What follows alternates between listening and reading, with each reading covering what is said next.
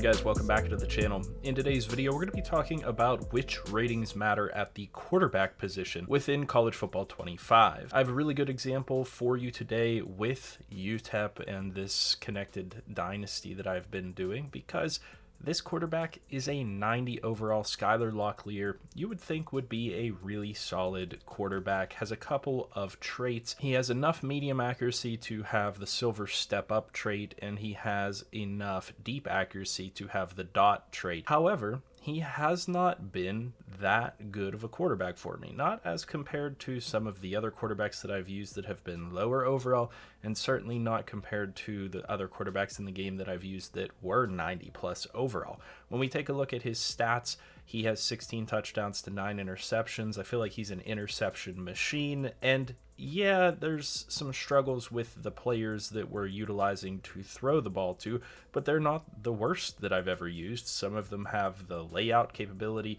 Some of them have other abilities that make them very useful. I mean, we have a 97 speed receiver, so it's not like he doesn't have anybody to throw to, and the team is actually decent enough that in Mountain West competition, an 81 overall team with a 90 overall quarterback should be able to get the job done.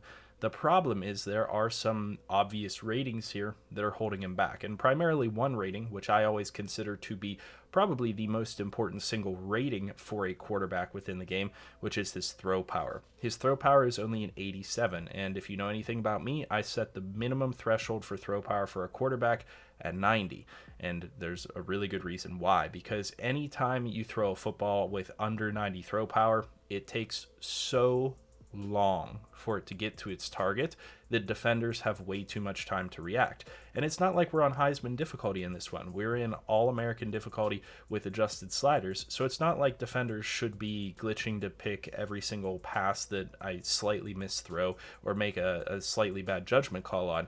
No, this guy's passes just take that long to get to receivers that they have so much time to react that they can easily pick just about anything off.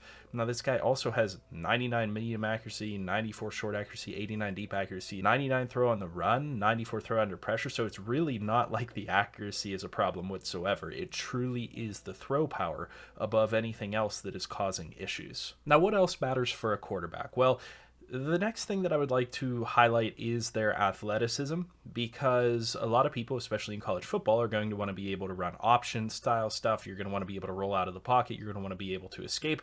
And I've actually found no issues escaping and being able to do those things with a low 80s athleticism quarterback. Now, it is certainly more challenging. You're not going to be able to run away from a lot of defenders and those types of things, but making good decisions, you can pick up solid yardage on those same plays if you're just simply making those correct decisions and scrambling when you should scramble, those types of things. However, anything into the high 80s is really what you're looking for if you want a true scrambler, dual threat quarterback, like 88, 89 speed, same thing for acceleration, 88, 89 plus. 90s would be fantastic in those regards. And then agility and change of direction is also really important, especially for movement and escaping the pocket. If you don't have good agility and change of direction, it can make things really difficult on you. So same thing, somewhere in the high 80s, very often it is hard to find a quarterback that has something like 87 that you can find here. Sometimes you'll find a Skylar Locklear that has 91 agility, but 82 change of direction, which can cause some problems in certain situations when you're trying to make a big change of direction and get away from a defender. The next most important ratings are, of course, going to be all of the accuracy ratings, and grouping everything into accuracy would be short accuracy, medium accuracy, deep accuracy, throw on the run, and throw under pressure. Those I would all consider at this point to be accuracy ratings, because short accuracy is going to determine if your feet are set in a clear pocket, what your short accuracy is on those throws that are like under 10 yards, I think it is. Medium accuracy is going to be like that 10 to 20 range, same thing, feet set, clean pocket. Deep accuracies is going to be anything deeper than that, feet set, clean pocket. Whenever you are running, if you are on the move in any way, shape, or form, throw on the run is then going to take over as your accuracy rating. So we have 99 throw on the run. Whenever we get mobile, that rating is going to factor in and or take over in the algorithm in order to determine our accuracy in those situations. Likewise, throw under pressure takes over and or factors into the algorithm whenever you are not feet set and clean pocket. Whenever you have a defender in your face, whenever you have a defender slipping a block, whenever you have a defender sacking you and you're in the middle of throwing the football, your throw under pressure rating is going to determine what the accuracy is on those footballs. And so these are all what I would classify beyond throw power, the second most important attribute category, and they're all relatively equal in terms of how much they matter. What I will say is that I tend to prioritize some, and you might tend to prioritize some other ones. If you are looking for an athletic quarterback that can move around a lot, you're going to focus on throw on the run grade. And for maybe all quarterbacks, I would say favor throw under pressure above all of the other ones, because in this game, pressure comes in quick. You're going to be under pressure a lot. You're going to be getting hit as you throw a lot, and having the ability to complete passes when you are under pressure is absolutely crucial. And I also tend to personally favor deep accuracy over short accuracy and mid accuracy to a certain degree,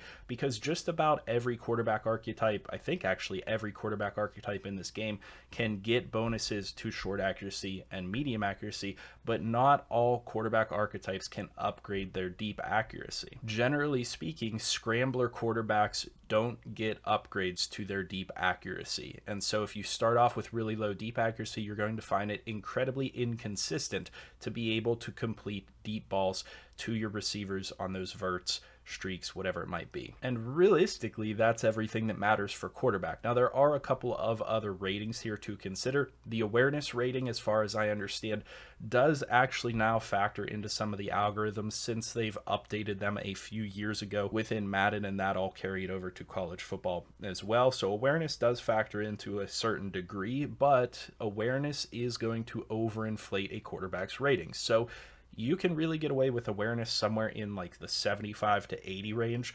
That's always pretty much going to be serviceable for you. Anything higher than that will only serve to inflate ratings. Unless you are doing simulation gameplay or it's a CPU quarterback, then awareness is going to take over for their decision making that you would be making when you use or control that player. And the last two ratings that are really on a quarterback are break sack and play action. Break sack, again, not the biggest thing in the world. I don't find it to be all that useful.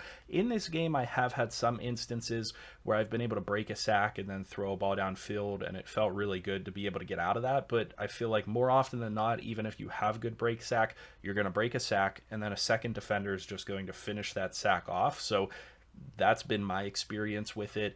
Maybe you guys have a different experience. Maybe you prioritize it a little bit more, but personally speaking, it's like the tackle battles in this game, to me personally, where it's like completely useless, where you could break a tackle battle, but 99% of the time, you're just going to get tackled by the second defender coming in. There's just no time in between breaking a sack or breaking a tackle and being able to actually do something with it afterwards. Play action can be helpful. I know a lot of people struggle with play action in this game, and a lot of times it can be due to a low play action rating from the quarterback. If you've ever seen a player run a play action play, the defenders are right there with a clean shot at the quarterback. They really don't even have anything else to do, and they decide to just kind of sit there as opposed to going and hitting the quarterback. That's usually from a good play action rating. If you have a good play action rating, you can get those defenders to bite and sit and give you a second to throw the ball. If you have a really low play action rating, they're just going to come straight at you and sack you, and that's why a lot of people have issues with play action in this game. And quick note, don't get me wrong, there are issues with play action and defenders just coming free and blowing up the play. So I'm not saying that this is a 100% thing, but it can help you in certain situations. And I guess it's worth also mentioning that if you have a scrambler or a mobile quarterback that you're trying to move around with a lot, you might also want to consider things like their carrying, their ball carrier vision, their juke move, their spin move, their break tackle, stiff arm, trucking, really all the things that I mentioned at the running back position, because then you become a runner and some of those ratings are going to apply whenever you're trying to do things with your quarterback. Although I don't know a whole lot of people that are going out there with their quarterback and trying to break tackles and those types of things. Usually it's let me go get 10 to 15 yards because it's wide open, and then either run out of bounds or slide so that I don't get hit and fumble. And finally, as with every position, you have your stamina, toughness, and injury ratings. We've talked about what what those mean. Stamina is pretty important for your quarterback. If you've noticed him starting to get off as a long drive progresses, it's because he might be getting hit too much and his stamina has gone down quite a bit. And then obviously you don't want your star quarterback getting injured. A lot of players, especially freshmen coming in this game, start off with really low injury ratings, and that can be problematic for you because if you have a 90 overall quarterback and they are actually good for you, you want them to be on the field and you want to maybe be in a Heisman race or something like that. And being off the field due to an injury is not going to help you out. So with all that being said, that is truly what is important for a quarterback ratings wise within this game. Keep in mind, in our previous video, we talked about their throwing style being maybe the most important thing on a quarterback. So make sure you understand which throwing animation your quarterback has. Truly, you want to focus on throw power and you want to focus on accuracy, and those things are going to lead you to having a really, really good quarterback within college football 25. Let me know down in the comment section below what type of quarterbacks you guys prefer. I've been leaning more towards improvisers and field generals lately, actually, because of the way that they upgrade and the physical abilities that they're able to get. I'm not as much of a fan of the scrambler quarterbacks anymore because they don't get some of the ratings upgrades and the abilities that a field general or an improviser would get. And some of these abilities are really powerful for those types of quarterbacks. So let me know in the comment section below what you guys prefer. So as I mentioned, leave that feedback down below. Leave a like, comment, and subscribe if you haven't already. And as always, I'll see you in the next video. And I hope you have a good one.